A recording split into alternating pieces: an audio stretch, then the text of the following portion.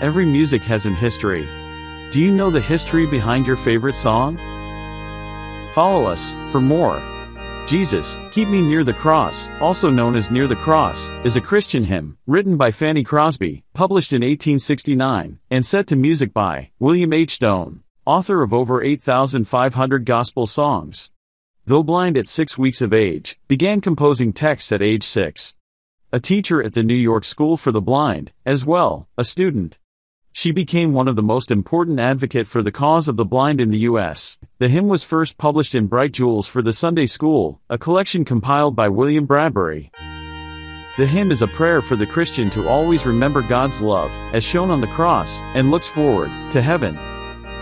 Listen, and be blessed in Jesus' name. Amen. Jesus, keep me near the cross, there a precious fountain, free to all a healing stream, flows from Calvary's mountain, in the cross, be my glory ever, till my ransomed soul shall find rest beyond the river. Near the cross, O Lamb of God, bring its scenes before me.